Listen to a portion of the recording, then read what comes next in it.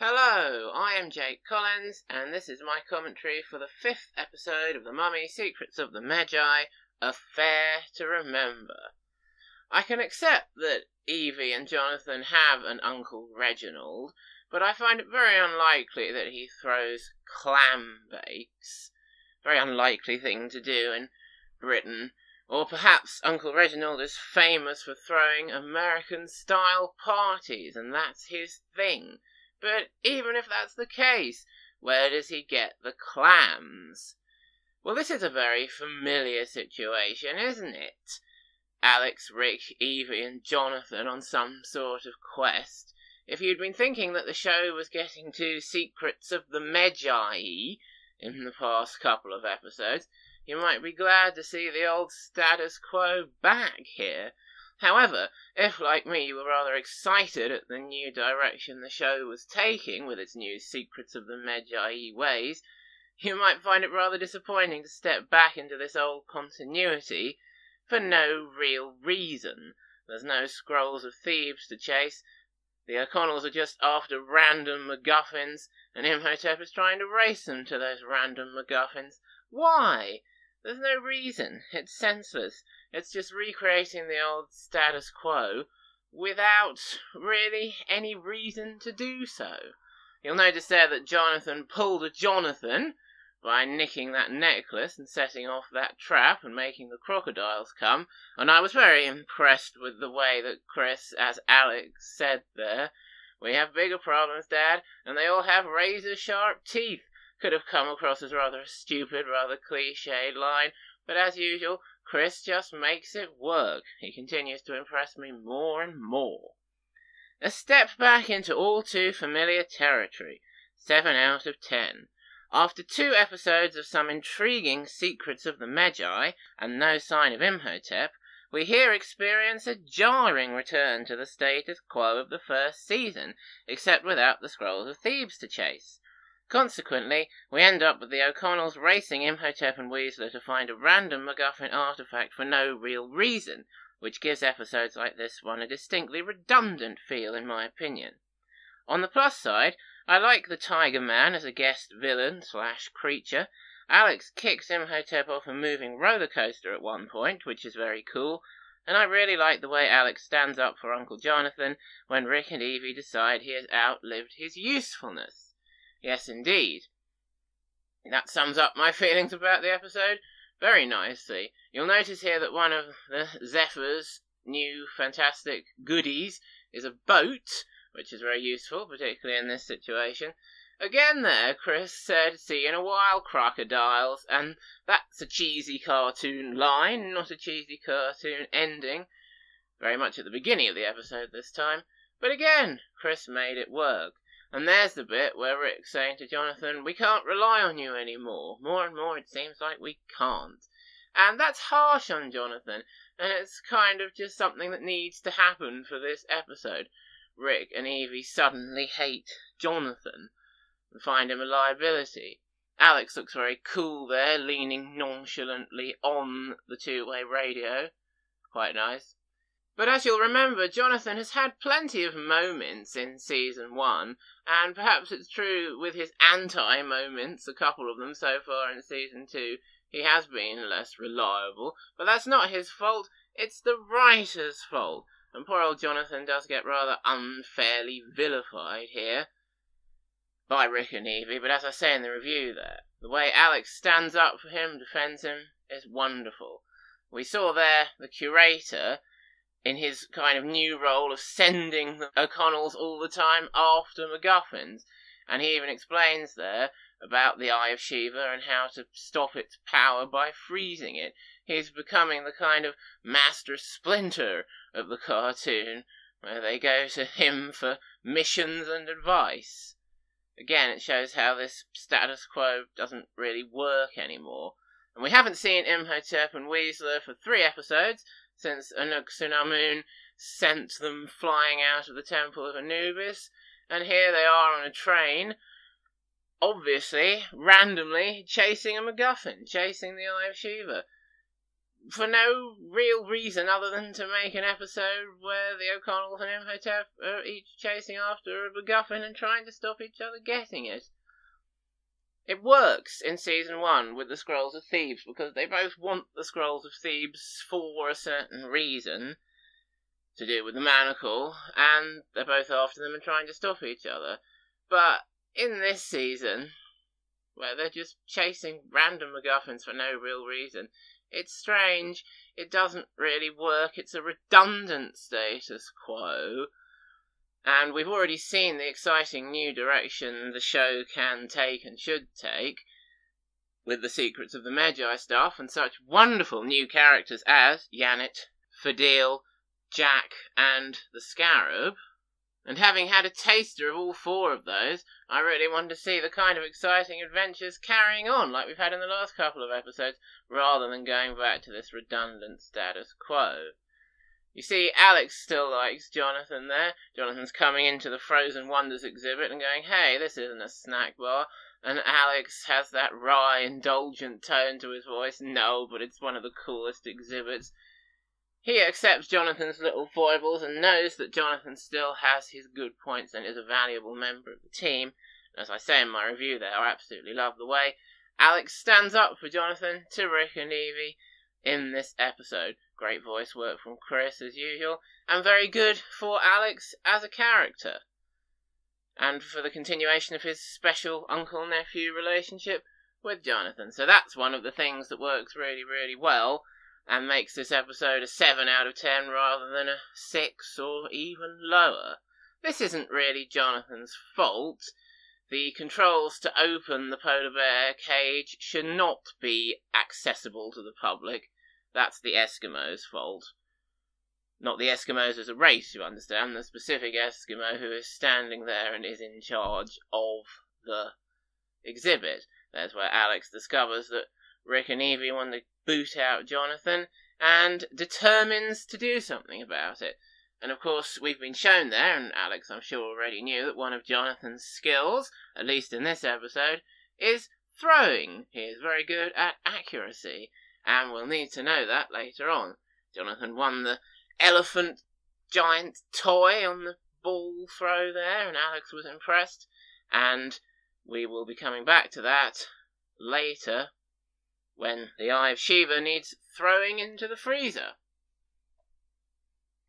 And that's how Jonathan's going to prove himself to Rick and Evy, and of course Alex is the one who stands up for him all the time and makes sure he gets the chance to do so, to prove himself. But of course here we have Charlie Royce, who has the Eye of Shiva, and the Tiger Man. And Jonathan says he's going to go and sweet-talk Royce into giving him the eye, and Rick and Evy are already on the brink of saying, nope, we've had enough of you, go away. And Alex, immediately there, intercedes, come on, let Uncle Jonathan try. That's really good for Alex as a character, as I say, and really good for the Alex and Jonathan relationship. And here Alex and Jonathan have a nice little chat about their feelings. Alex saying, I don't want you to go, looking all downcast there to match Chris's brilliant voice work. And Jonathan is trying to reassure Alex there, hand on his shoulder, I'm going to prove myself to them. That's a nice little scene between the two of them there. Those two characters have always gelled well, Alex and Jonathan, and it's nice to see them doing that kind of work in this episode. So again, as I say, that's the kind of thing that makes it a 7 out of 10, rather than around, a lot of this series are around the very average 4, 5, 6 mark. It's just enough to push it up to a 7 for me. Of course, Jonathan falls for the oldest trick in the book here, or one of the oldest tricks in the book. There's quite a few oldest tricks in the book, and this is one of them, the shapeshifter. Of course, we don't know the Tiger Man is a shapeshifter yet, so fair enough.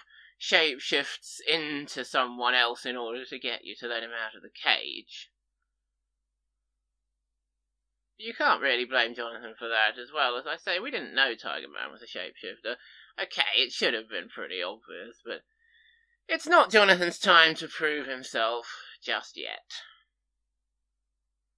And we discover during this sequence that Tom Kenny, like all American actors, can't say squirrels in an English accent. But never mind, that doesn't take away from his performance in any way. I still like Jonathan and Tom Kenny's performance as him. As I say in the review there, I do like the Tiger Man as a guest villain. He says his real name there, the Rakshasa or something. It's always easier just to call him Tiger Man, and it's a very good description of him. Tiger Man should have a decent fight with Alex in this episode. If the guest villains don't have a decent fight with Alex at this point in the series, in Secrets of the Medjai, that's a missed opportunity. And I'll point out where it should come, and it doesn't come, because there's not really time. And that's a bit of a shame.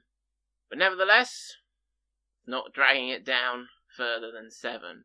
Now here's this bit where Charlie Royce finds Evie and says they went on a date in or around 1928.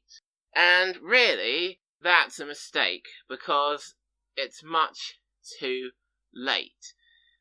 As I've said before, the timeline of this series isn't entirely clear, but 1928 must be less than 10 years ago, whatever the ins and outs of the timeline. And, well, we know that 10 years ago, Evie was married to Rick, wasn't still Evie Carnahan, and had Alex, and that's a mistake in the timing there. Whoops-a-daisy. Doesn't help trying to piece together when this is all happening.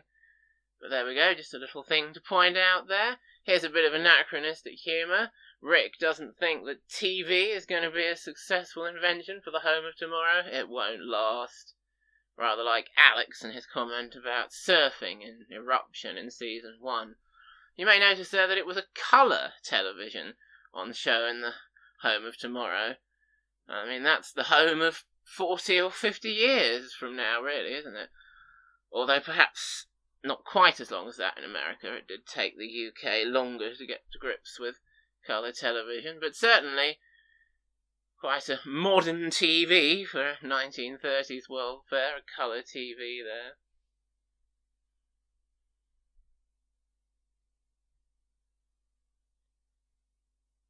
We see here Rick isn't very impressed with Jonathan's story about letting out Tiger Man, but don't worry, Jonathan is going to prove himself in due course. And we get to see, from this point, Alex using some of his Medjai skills, rather advanced Medjai skills, in order to do a few things to various degrees of success. And I do like that. What's good about Alex in this episode is he has reached quite a high level of skill with his Medjai training. He is actually further on than he was at the end of Season 1, at last, which is rather nice to see. And he hasn't yet entered the brash, overconfident, coming across as unpleasant stage of his personal development, which is going to start, I believe, in the very next episode. So this is quite a good time to catch Alex, really. Speaking of catching, Rick admits there, nice catch when Jonathan catches the Eye of Shiva as it falls off the cable car. But yeah, as I say, a good time to catch Alex this episode. He's at quite an advanced stage with his Medjai skills, and he hasn't yet become overconfident and unpleasant, and he's standing up for Uncle Jonathan, really making the most of that nice nephew-uncle relationship, and he comes across as a great person and a great hero, at least hero in the making. So that's certainly something. All that aspect that helps the episode not to drop below 7. In this House of Mirrors sequence, we've seen this in a lot of things, haven't we? It's a cheesy cartoon sequence, if not cheesy cartoon ending. And again, Chris manages to deliver a rather stupid line that I think leads into the second set of commercials in the US airing. Mirror, mirror on the wall, who's the ugliest mummy of all? I mean, it's rather a stupid thing to say, but the way that Chris says it and the kind of tension he injects into it, it's really good, and it makes the line work. Fantastic voice work from Chris, as usual. He continues, as I say, to impress me in ways I don't always remember when I come back to the DVDs. But I was saying about the Medjai training, how he has improved, and there we go, just to prove it.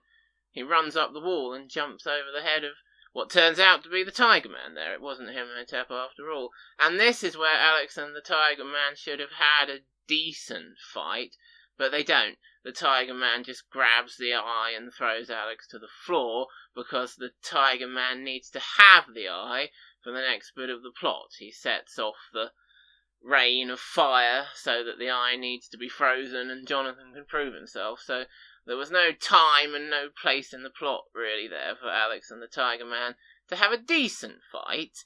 But Alex did run up the wall and jump over the Tiger Man's head, so there we go. A 7 out of 10 exchange between Alex and the Tiger Man, I suppose.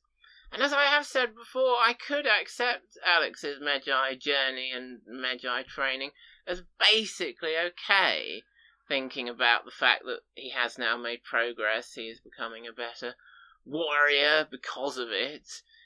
If we were given the ending of the series we were promised, and he used the manacle and the Medjai training in conjunction in the final defeat of Imhotep, I'd say, well, okay, yeah, the beginning of the Medjai training's a bit dodgy, but overall it's worth it. But that's not quite what happens, as I've said before, so it's not quite worth it, in my opinion. Just in case you've forgotten about the manacle, by the way, Alex starts using it there to try to get hold of the Eye of Shiva. Of course, it goes onto the roller coaster, so we can have the roller coaster sequence, but I'm not going to complain about that. As I've said in the review, it contains a rather good bit, at least one rather good bit. We can add something new to the list of things that Evie has whacked Colin Weasler with there, a giant stuffed pink hippo. Weasler really is completely pointless in this episode, strolling around the fair, picking up snacks and getting hit with a hippo by Evie. Absolutely ridiculous. He's even more redundant than Imhotep.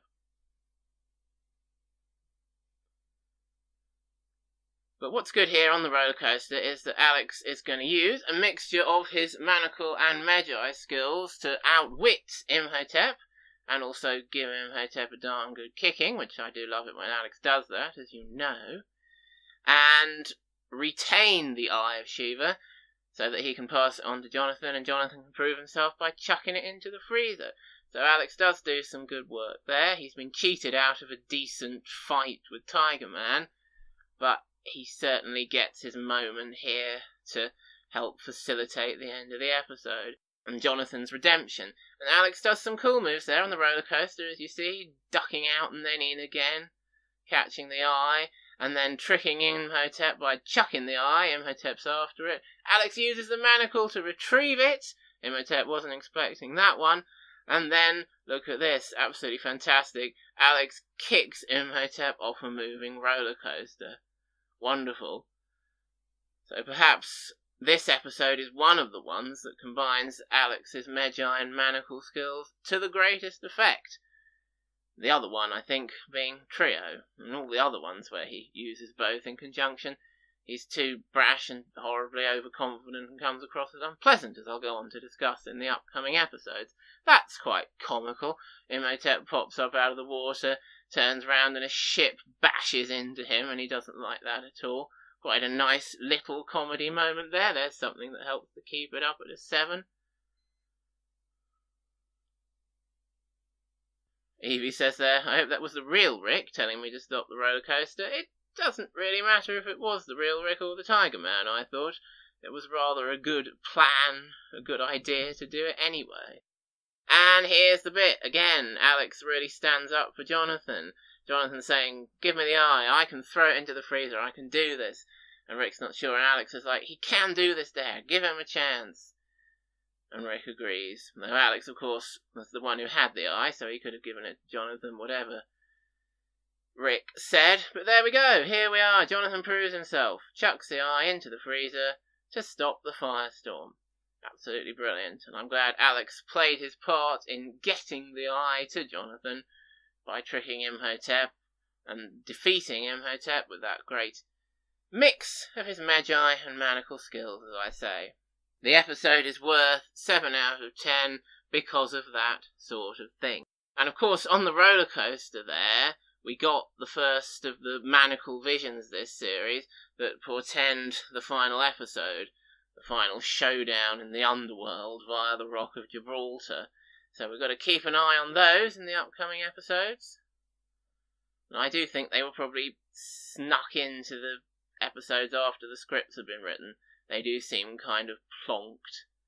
But there we go, they do their job. And look what's going to happen now. The Tiger Man goes off to live a new life as a Chicago fire chief. Well, there we go. This one was written by someone with 3 names. Bit of a renegade writer there, but certainly managed to tap into the old status quo. And the Tiger Man is someone we could have seen come back in future episodes. I wouldn't have minded seeing him again if there were future episodes, but I'm certainly not gagging to see more of him like I am about Janet, Fadil, Jack, and the Scarab.